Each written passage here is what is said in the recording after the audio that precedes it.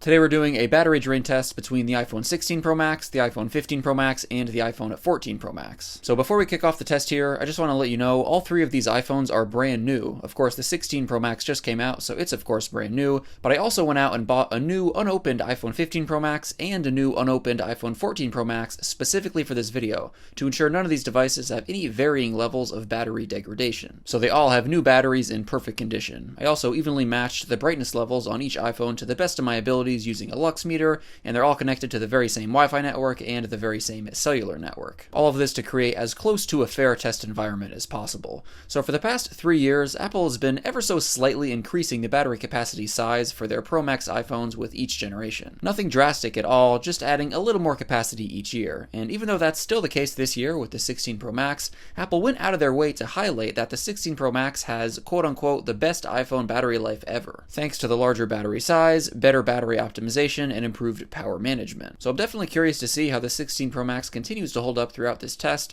against the previous two Pro Max iPhones. And as you can see so far, the 16 Pro Max is consistently staying in the lead, and after it, it's a steady progression down the line of generations, with the 15 Pro Max and 14 Pro Max in second and third place respectively. Each year when I conduct these battery tests for the Pro Max iPhones specifically, I'm always impressed at just how much power these larger iPhones have nowadays. They just have so much headroom, pretty much guaranteeing you'll have great battery life for many years of use with pretty much any recent Pro Max iPhone. Battery performance is undoubtedly one of the biggest selling points for the Pro Max and plus-sized iPhones. And guys, just a quick disclaimer, of course, it should go without saying that battery performance is very subjective by nature. When viewing the results of tests like this, you should keep in mind that battery performance entirely depends on how you use your device and a host of other factors like the temperature of where you are, cell signal strength, background processes, and many more variables. Of course, a test like this, where I'm using these devices continuously until they die in one location, is not at all representative of real-life usage. Videos like this serve as a frame of reference for how these devices perform in comparison to each other when used continuously in a stress test like this, not reflective of real-life usage, of course, so just keep that in mind. And even in very controlled tests like this, there's still going to be variables that throw things one way or another a little bit, so don't interpret these results with a percentage point by percentage point approach.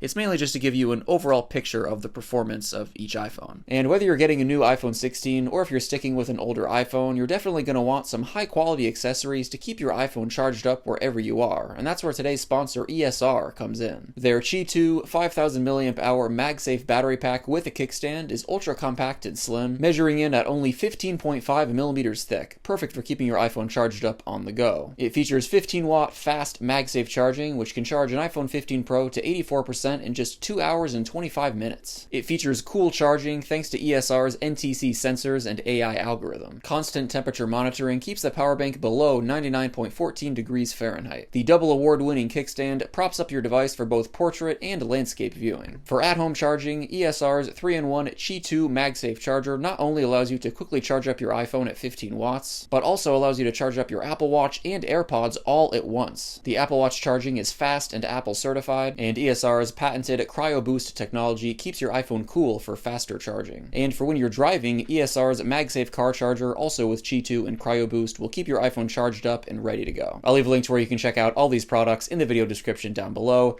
Big thanks to ESR for sponsoring this video. And as we continue with the test here, the 16 Pro Max's lead continues to grow, so it's definitely looking like the 16 Pro Max does offer noticeably better battery performance in comparison to last year's 15 Pro Max, which is always nice to see. And 12 hours and 13 minutes into the test, the 14 Pro Max dies, leaving only the 15 Pro Max and the 16 Pro Max left standing, surviving another full round of web browsing and then going into another round of scrolling on Instagram. And 14 hours and 17 minutes into the test, the 15 Pro Max also dies.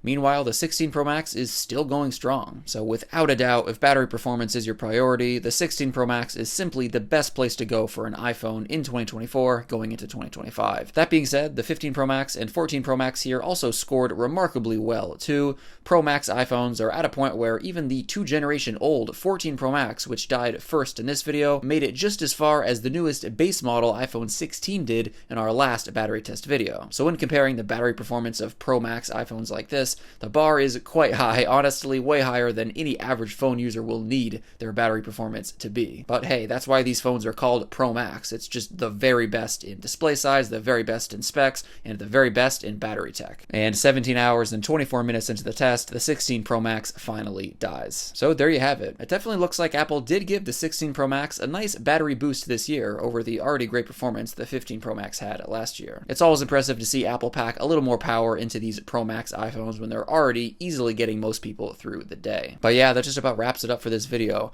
Let me know which iPhone you're using down below in the comments and how the battery performance has been for you. Thank you all so much for watching, and of course, as always, I'll catch you in the next one. Peace out.